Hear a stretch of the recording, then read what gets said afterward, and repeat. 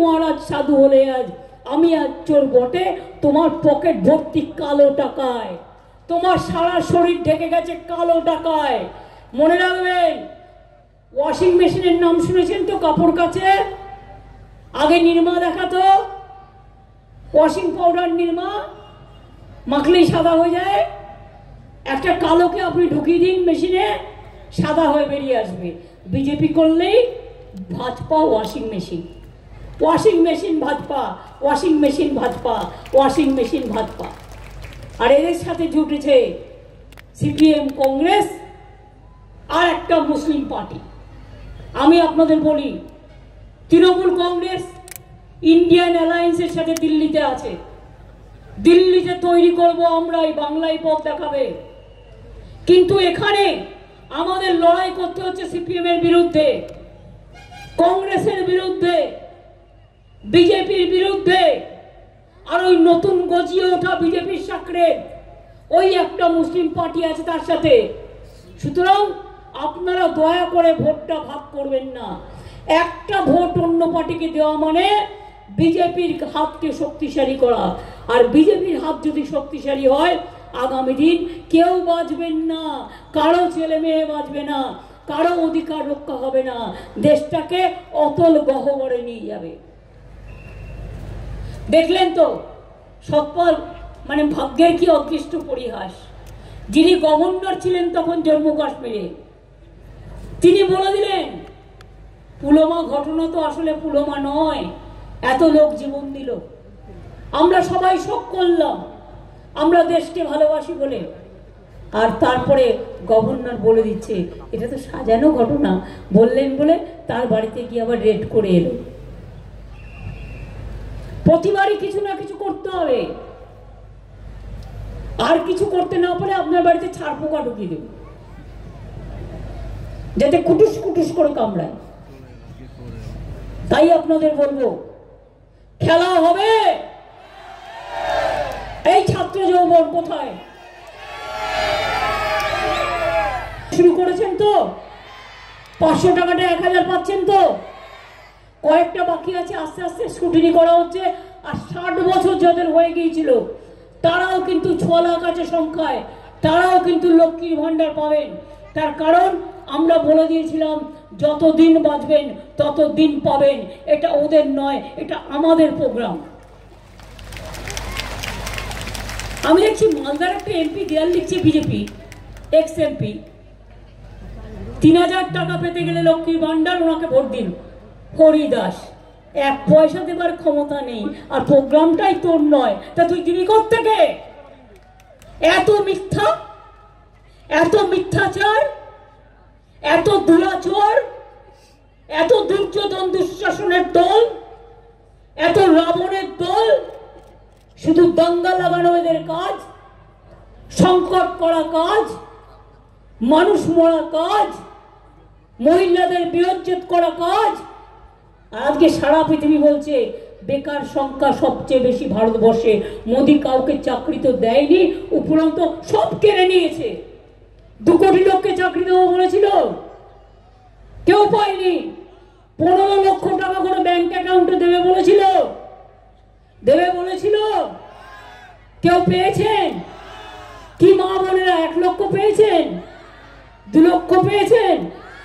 3 লক্ষ পেয়েছেন? 4 লক্ষ পেয়েছেন? 5 লক্ষ পেয়েছেন? 6 লক্ষ পেয়েছেন? 7 লক্ষ পেয়েছেন? 8 লক্ষ পেয়েছেন?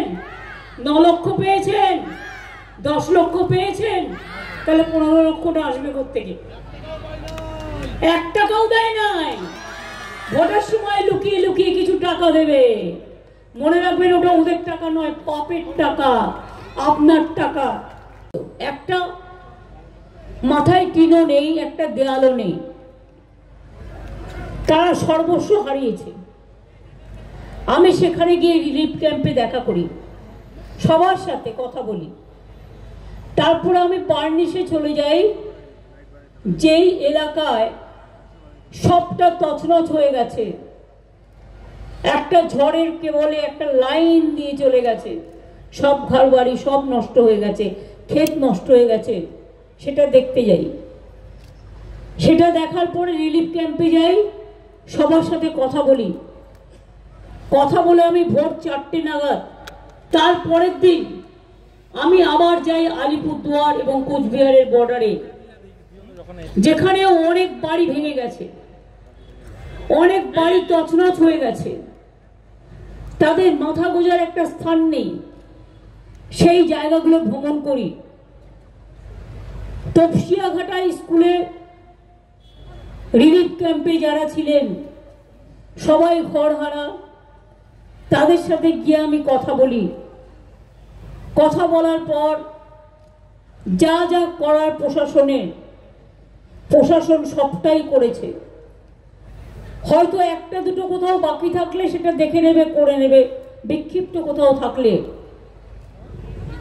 কিন্তু আমরা ইতিমধ্যেই নির্বাচন চলছে বলে তাই এমসিসি কোডের আওতায় আমরা আছি, তাই সবকিছুতেই ইলেকশন কমিশনের পারমিশন নিতে হবে। আর যদি ইলেকশন না থাকতো তাহলে আমি 1 সেকেন্ডে বাড়িগুলোর টাকা দিয়ে দিতাম। টাকা আমাদের আছে,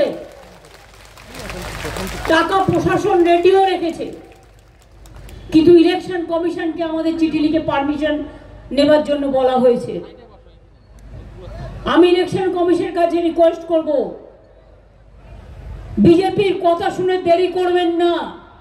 মানুষগুলো আশ্রয়হীন অবস্থায় আছে, টাকাটা আছে, আপনারা পারমিশনটা শুধু দিন। টাকাটা আমি হাতে করে দেবো না, আমার পার্টিও দেবে না, প্রশাসন টাকাটা দিয়ে আসবে। এতে বিজেপির আপত্তি কোথায়? বিপদে থাকে না, দুর্যোগে থাকে না, দুর্ভোগে থাকে না, আবার বড় বড় কথা বলে। ত্রাণ নিয়ে বঞ্চনা কোথায় হয়েছে? মানুষ যখন বিপদে পড়ে তখন সব মানুষকে একভাবে দেখতে হয়। আমরা কখনো বঞ্চনা করি না। এখানে প্রধানমন্ত্রী এলেন গতকাল,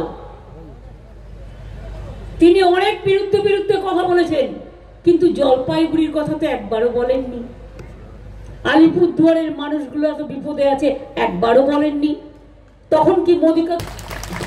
এর আগেও জলপাইগুড়ির মানুষ জানেন, জলপাইগুড়ি সদরের মানুষ কিভাবে আপনাদের রাস্তায় জল উঠে আসতো। গৌতম দেবকে দিয়ে তখন 6 কোটি টাকা, 11 কোটি টাকা খরচ করে কালজনি নদীর ওই পাড়গুলো আমরা বাঁধিয়ে দিই, করলা নদী। এবং আপনারা জানেন 2 বছর আগে মালবাজারে এক নদী রক্ত, হোক না পথের বাধা প্রস্তর শক্ত, লড়েंगे करेंगे जीतेंगे और बीजेपी को हराएंगे, ये हमारा एक ही काम है। ইতিহাস ভুলিয়ে দিয়েছে। ইতিহাসে গান্ধীজি আর পাত্তা নেই, নেতাজির পাত্তা নেই। রবীন্দ্রনাথের বাড়ি নাকি শান্তিনিকেতনে বলে, জোড়াসাঁকো ঠাকুরের বাড়ি। আপনারা জানেন বিদ্যাসাগরের মূর্তি কিভাবে ভেঙেছিল এরা। এরা কত অন্যায় করেছে, কত অত্যাচার করেছে। আর দুর্নীতির কথা বলে। পঞ্চায়েত তো সব রাজনৈতিক দলের আছে, আমাদের একা নয়। মনে রাখবেন বিজেপিরও অনেক পঞ্চায়েত আছে, তারা ধোয়া তুলসী পাতা নয়। কেউ যদি কোথাও অন্যায় করে থাকে আমরা তার টাকা ফিরিয়ে দিয়েছি এবং তার বিরুদ্ধে শাস্তি দিয়েছি। কিন্তু এবার মোদীবাবু বলুন, আপনি 355টা টিম বাংলাকে বেইজ্জত করবার জন্য পাঠিয়েছেন, তারপরেও আজ 3 বছর 100 দিনের কাজের টাকা আমাদের কেন নেই? আমরা 1 নম্বরে ছিলাম ভারতবর্ষে। হিংসা। গ্রামীণ আবাস যোজনায় 3 বছর ধরে বাড়ি দেয় না। আমরা 42,000 বাড়ি আগে করে দিয়েছি আর 11 লক্ষ বাড়ির লিস্ট দিয়েছি। সেই লিস্ট নিয়ে লজ্জাও করে না। এদের তো একটা কান কাটা নয়, 2টো কানই কাটা। কিরকম বলুন তো? এই যখন একটা দরখাস্ত দেখাচ্ছি, বিজেপি কল সেন্টার থেকে ফোন করে বলছে লিস্টটা আমাদের দেওয়া, আমরা স্কুটিনি করে 11 লক্ষ নাম পাঠিয়েছি আবাস যোজনার জন্য, বাংলার বাড়ি। बोलते आप बीजेपी कॉल सेंटर में नाम लिखाओ तो चुनाव का बाद आपको मिलेंगे। আমি ওদের বলি, ওরে হরিদাস তোরা মিথ্যে কথা বলে যা, আমরা বাজেটে বলেই দিয়েছি আমরা মে মাসের পর থেকে ওটা দিয়ে দেবো। তার কারণ তোদের ভিক্ষা আমরা চাই না, তোদের দয়াও আমরা চাই না, আমরা মানুষকে ভালোবাসি, মানুষই আমাদের গ্যারেন্টি।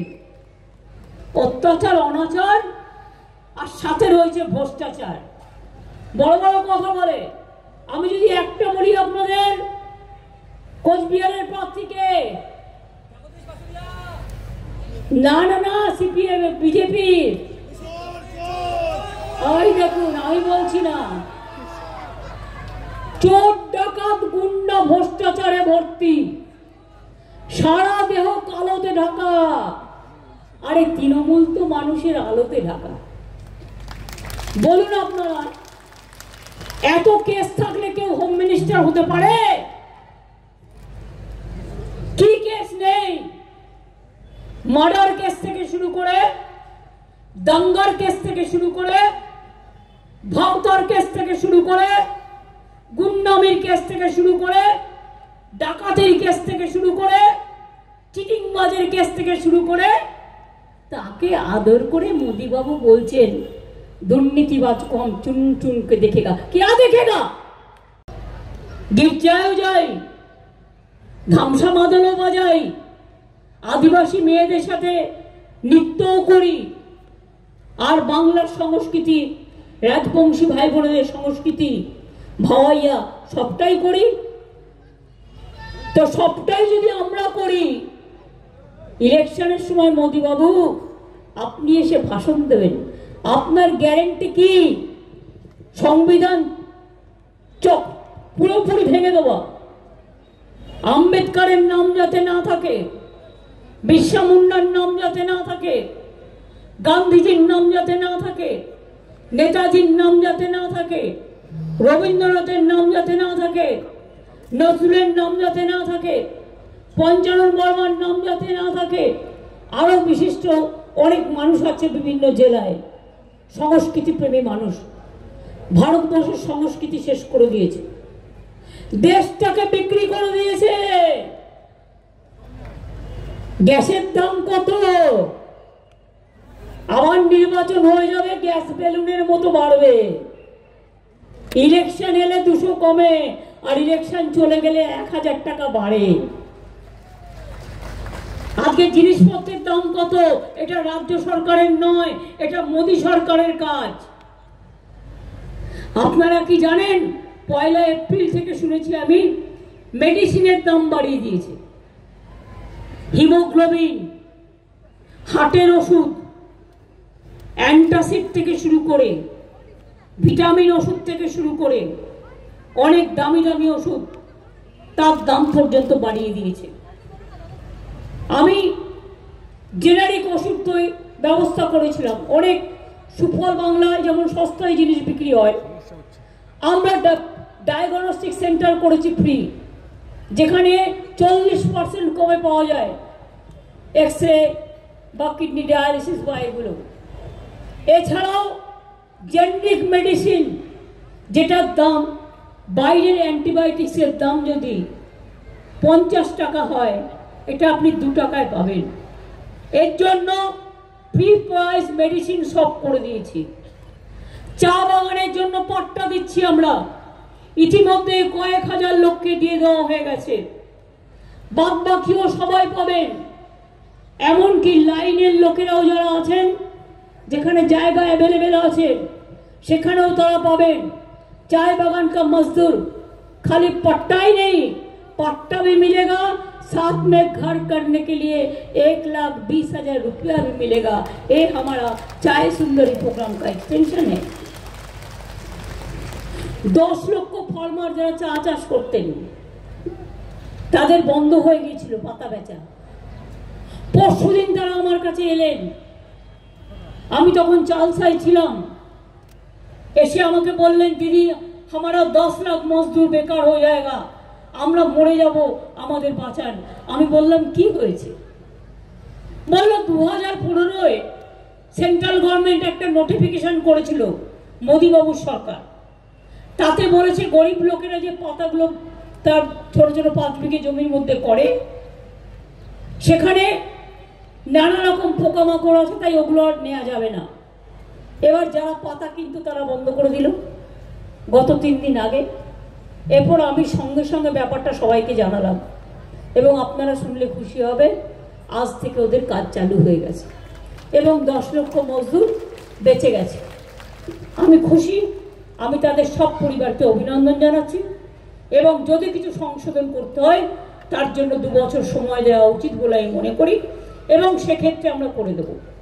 চিংড়ি মাছ নিয়ে দীঘা থেকে অনেক চিংড়ি মাছ যায়, আমাদের সাগর থেকে যায়, সেই চিংড়ি মাছ নিয়েও একটা প্রবলেম হয়েছিল, তারপরে কিছুদিন বন্ধ ছিল, আমরা সেটাও রেকটিফাই করে আমরা সমাধান করে দিয়েছি।